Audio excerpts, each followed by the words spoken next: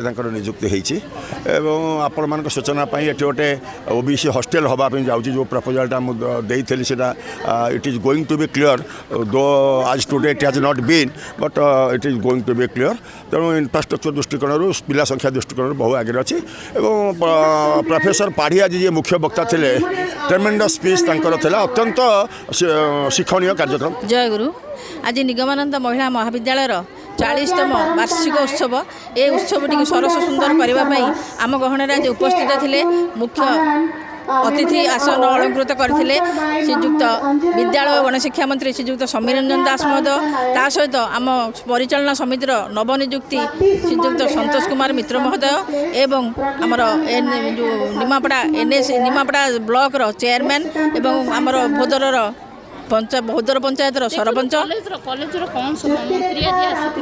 मंत्री आज आसी आम पिला छात्री मानक बहुत दिग्दर्शन देले जेहेतु पाठपढ़ा प्रथम और प्रधान कर्तव्य से चेतावनी देले ता सहित आम शिक्षक मानक देले जेहेतु आम ये रहीचु केवल पाठ पढ़ाई आम गुरु दायित्व रही प्रति एवं आज जो आम जो फंक्शन टी है आनुआल फंक्शन है से आम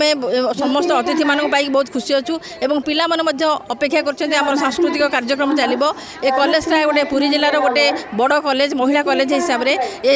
गाँ गहली अवहेलित होता छोट छोट झील मैंने आसिक ये पाठ पढ़ुं एम दिने गोटे बर गछ हो द्रुम हो से निश्चित भाव में गाँव ये अंचल ना रखिए ये कॉलेज पढ़ी मोर आशा विश्वास से तो निश्चित भाव में कहीं आमर जेहेतु पाठ पढ़ा आम कर्तव्य प्रथम और प्रधान कर्तव्य आम पाठ पढ़ेबू और पिलामानकर भी कर्तव्य पाठ पढ़े से निश्चित भाव में पिलामाने अंचल करेंगे माने उन्नति हे समस्त सचेतन जेहेतु आम ये रोचु चाकरी कर पैसा पाचु केवल पाठ पढ़ाई से आम प्रथम और प्रथम दायित्व निश्चित भाव में आम मंत्री कथा मन रखू और कार्यकारी करूँ। डॉक्टर संतोष कुमार मित्र प्राक्तन अध्यक्ष मंगला महाविद्यालय काकटपुर एवं मु काली ठारू एठी सभापति भाव सरकार ओडिशा सरकार नियुक्ति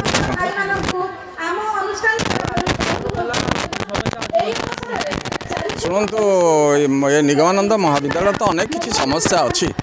तथापि समस्या गोटे पर गोटे निश्चित रूपे समाधान हो चली आम निश्चित रूपे आशा रखा जे अंचल आदिवासी तुम समस्त जदि सहयोग हाथ बढ़े ताले ये महिला महाविद्यालय निश्चित रूपे ताप एक स्वतंत्र परिचय सृष्टि कर देखु मु तो प्राय ये कॉलेज सहित संश्लिष्ट मु तो प्रतिवर्ष प्राय आसे ये पिलामानंकर जो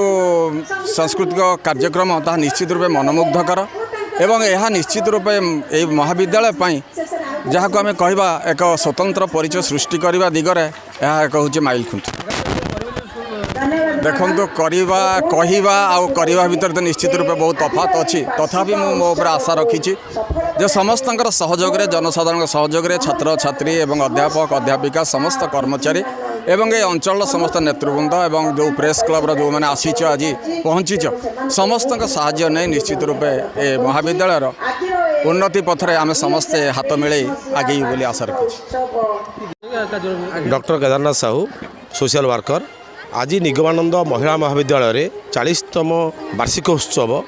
पालन करागला एतिर आमर मान्यवर गणशिक्षा मंत्री स्कूल और मास एजुकेशन समीर रंजन दास महोदय मुख्य अतिथि भाव जोगदे और विशेषकर वक्ता भाव प्रोफेसर निरंजन पाढ़ी आज जहाँ आमको दिग्दर्शन देले आम निश्चित भाव में ये कॉलेजर उन्नति छात्री मानकर उन्नति और समाजर उन्नति से शिक्षणीय है और आज यही महिला कॉलेज निश्चित भाव में एक संस्कारपूर्ण कॉलेज जहाँकि सारा ओडिशा रे सुनाम भाव ना करी अध्ययन करुँच तेणु आम समस्ते चेष्टा करवा ये छात्री मैंने जमी भविष्य में भल भाव में ये अनुष्ठान बाहरी जड़े जड़े दुहिता शब्द को सार्थक करें तेणु आम समस्त सहयोग कामना करुँ समस्ते सहयोग करूँ ये महाविद्यालय को आम बहुत आगक नहीं जावा। धन्यवाद।